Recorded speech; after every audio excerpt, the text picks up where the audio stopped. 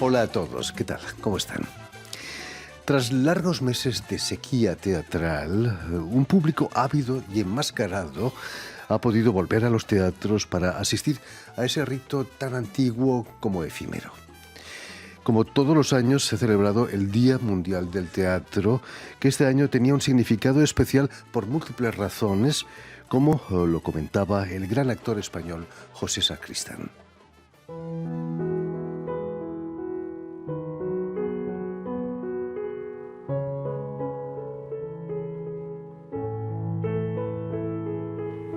Señoras y señores, no voy a abrir el telón para alegrar al público con un juego de palabras, ni con un panorama donde se vea una casa en la que nada ocurre y a donde dirige el teatro sus luces para entretener y haceros creer que la vida es eso.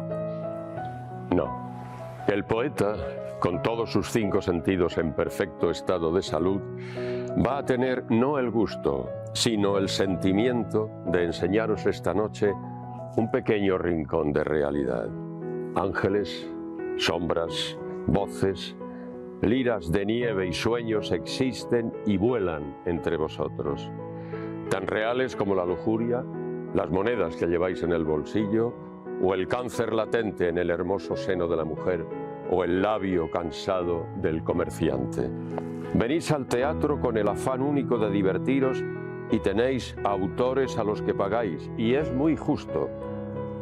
Pero hoy el poeta os hace una encerrona porque quiere y aspira a conmover vuestros corazones, enseñando las cosas que no queréis ver, gritando las simplísimas verdades que no queréis oír. El teatro es poesía que se sale del libro para hacerse humana.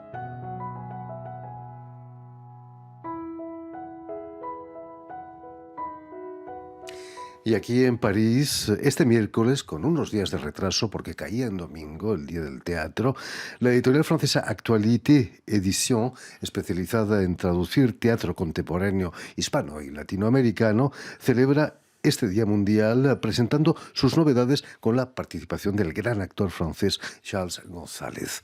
Y precisamente para hablarnos de estas novedades y de teatro contemporáneo, David Ferré, el director de Actualité Édition, ha sido tan amable de venir a nuestros estudios. Muy buenas tardes, David. Buenas tardes, Jordi. Sobre todo, muchísimas gracias por volver a este programa después de unos tiempos un poco difíciles, ¿no? No, gracias a ustedes, como dicen en México, básicamente.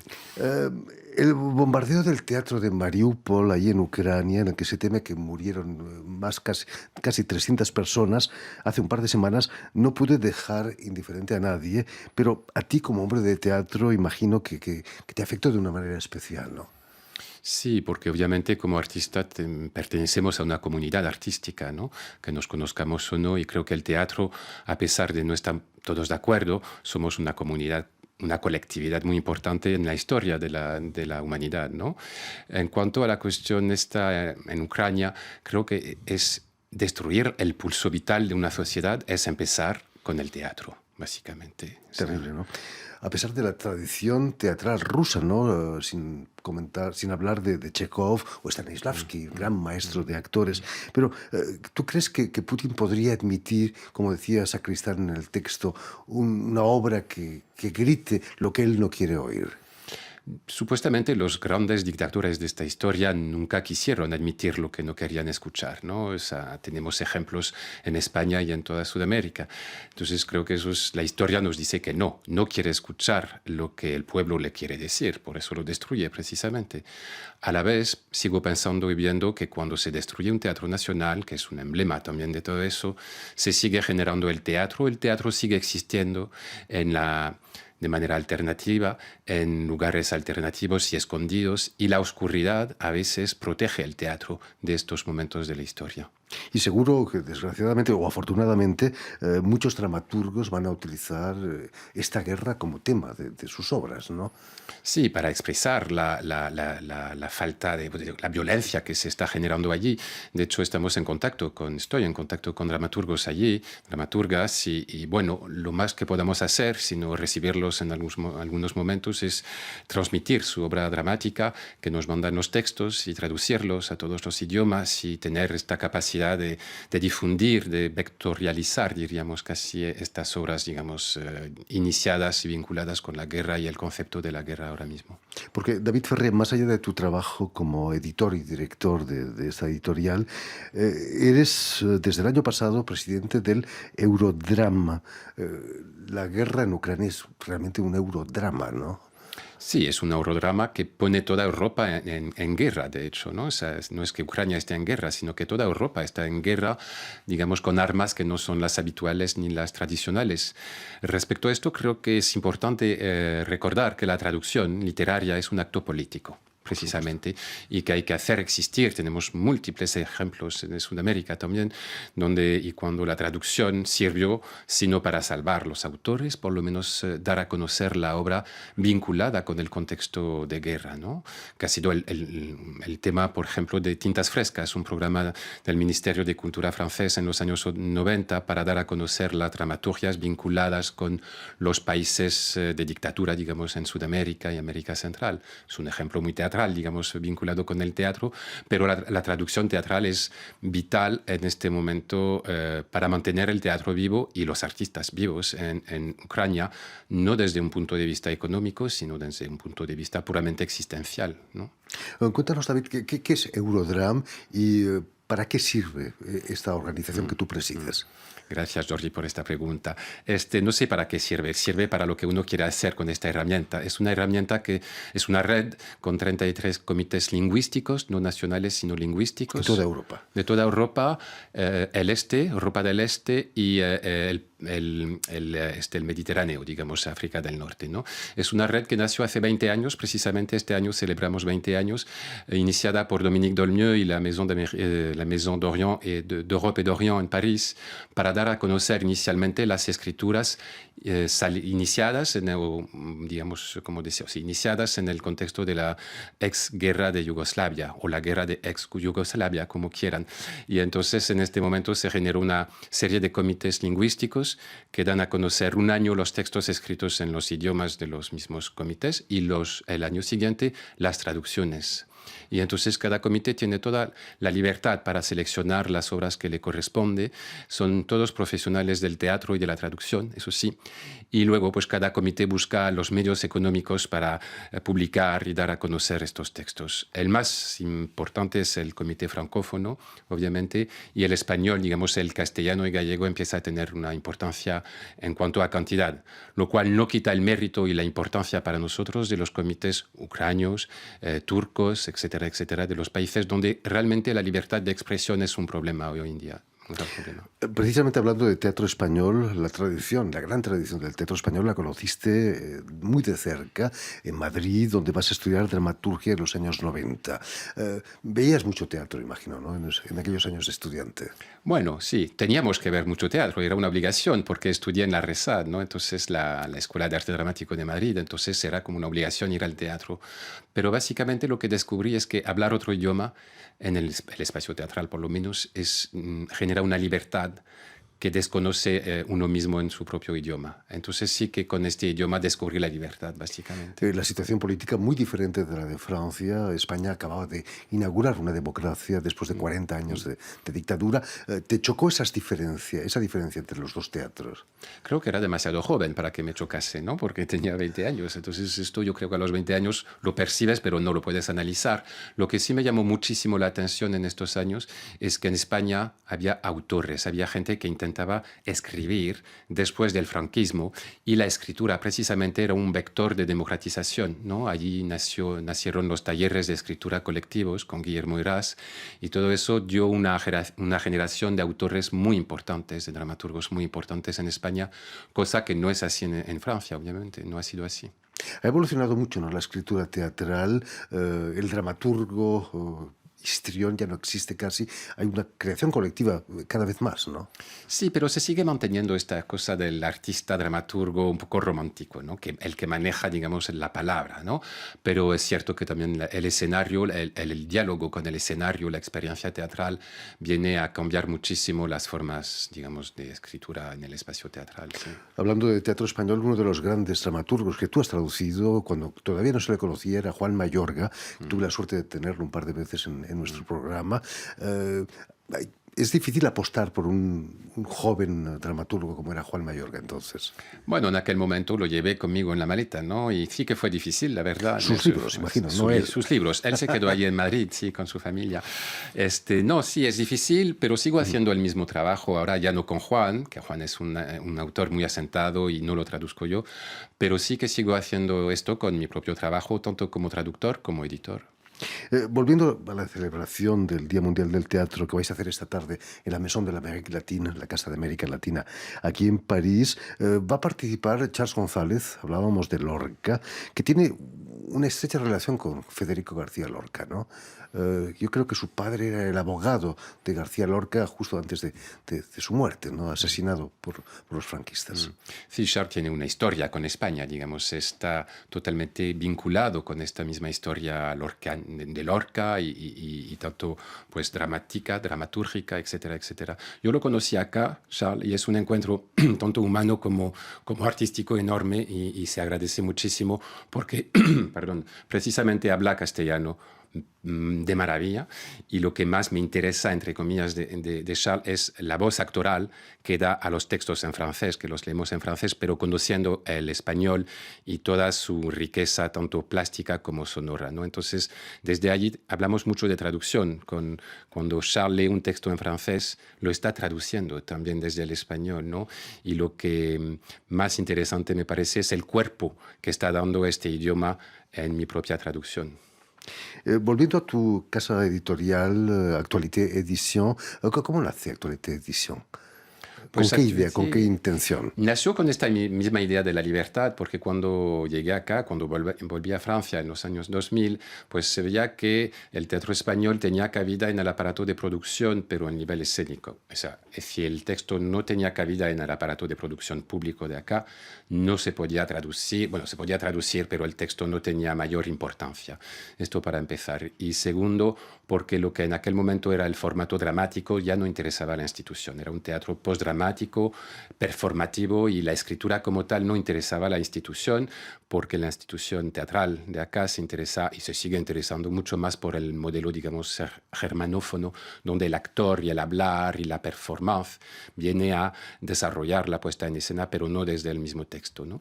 Y entonces eso me pareció muy injusto respecto a la historia precisamente del teatro español, que el teatro español, y de hecho el teatro hispanófono en general, tiene otra historia y otra necesidad de escribir, para escribir textos y después llevarlos al escenario. Y entonces, bueno, pues me hice cargo, digamos, de esta necesidad. No solamente traduces y editas autores españoles, tienes argentinos. Por ejemplo, hoy vais a presentar La Maison Brûle, La Casa Quema, de Emilio García Boevi, argentino, que fue el fundador de un grupo mítico en Argentina, el Teatro de Objetos, ¿no? Sí, sí. Cuéntanos. Sí, es muy importante para nosotros tener una colección, distinguir los países, ¿no? Y tener una colección para cada país, porque también es cierto que en Francia tenemos este hábito de considerar que el idioma español es único, ¿no? Digamos en cuanto a teatro, por lo menos, que no se distingue el teatro argentino del español. Entonces ya llevamos unas cuantas colecciones entre Cuba, México, Uruguay y ahora Argentina. Y Emilio Boevi es un autor que ya se conoció acá en Francia con este mismo colectivo que se llamaba el Periférico de Objetos. Periférico, dicho. Exacto. Con dos autores ya conocidos aquí, Rafael Sprelingburg y Daniel Veroneses, ya los dos publicados en otra editorial. Y Emilio es un autor muy comprometido en cuanto a la cuestión del teatro como último espacio de resistencia tanto al comunismo como al capitalismo. Entonces nos dice de manera muy clara, yo no escribo teatro, sino que escribo desde la necesidad de generar un espacio político y poético desde los objetos que manejo en el escenario. Y desde allí el texto que decidí traducir y publicar, Casa que arde, no es una versión de la casa de Bernarda Alba, pero son motivos tiempos de la casa de Bernarda Alba de Lorca, retomando la figura de la madre que impide a sus hijas la fecundidad y la libertad para hacer una transposición en el mismo sistema patriarcal en lo cual estamos viviendo. Terrible, ¿no? También presentas esta tarde un mexicano, Alberto Villarroel, con la faz B de la materia, la cara B de la materia.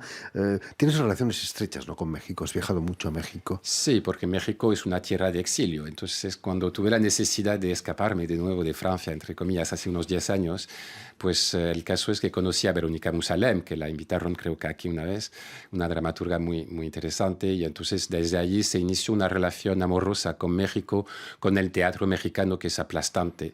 Aplastante porque muy conocedor del teatro europeo y a la vez con una singularidad enorme en cuanto a su capacidad social, mover gente allí desde el teatro, ¿no? Entonces estuve muchos años yendo y viniendo, y es más, mi última puesta en escena fue en México, en la Coordinación Nacional de México. Imagínate. Tampoco no dejas de lado a Cuba y acabas de editar Les Chiffoniers, Los Traperos, ¿cómo es el título? Los basureros. Los Basureros, de Gerandi Fleites Pérez. Cuba no está un poco al margen de la creación teatral latinoamericana. Bueno, un poco como todo, es una isla, vamos a decirlo de este modo, para no entrar en polémicas, digamos, pero solo volviendo a México, creo que México tiene una capacidad enorme en analizar la situación política mundial y con esto hacer teatro. Eso para mí lo quería apuntar respecto a México. En cuanto a Cuba y a la colección cubana que hemos iniciado justo antes del confinamiento, sí que conocí a unos cuantos dramaturgos y dramaturgas de alto interés, pero es cierto que digamos que están en la herencia muy europea, por no decir rusa, del teatro, porque precisamente no este texto, sino el otro que publicamos de Carlos Celdrán, 10 millones, es un director y un autor que realmente trabaja desde el realismo o el hiperrealismo ruso social de Stanislavski, sí, exactamente. Los basureros es un texto muy Beckett. Lo digo porque también es un autor que conoce Beckett y que escribe un texto con dos personajes perdidos, una pareja en un basurero, con un niño buscando pues algo para comer, ¿no? Y es una metáfora de la sociedad capitalista, porque hasta el basurero está cada vez peor, ¿no? Y no se puede comer allí. Lo que a mí me parece muy interesante en la dramaturgia cubana, por lo menos, es la cuestión de la locura. Porque al final nos damos cuenta en este texto que no es tanto la pobreza que se denuncia, sino la locura, porque al final nos damos cuenta que el niño que estos dos personajes creen tener en brazos no existe. Terrible. Y entonces estamos en un sistema dramatúrgico que apunta por la locura y la incapacidad de los seres humanos como para percibir realmente lo que pasa alrededor, ¿no? Y de allí me parece una dramaturgia muy potente, y Gerandi Fleites, este dramaturgo, tiene esta alta capacidad. David Ferrer, no olvidas tampoco el teatro español. Acabas de editar una obra de Eva Ibernia, se llama La carrera, la course en francés. ¿Está cambiando el teatro en España también en este siglo XXI?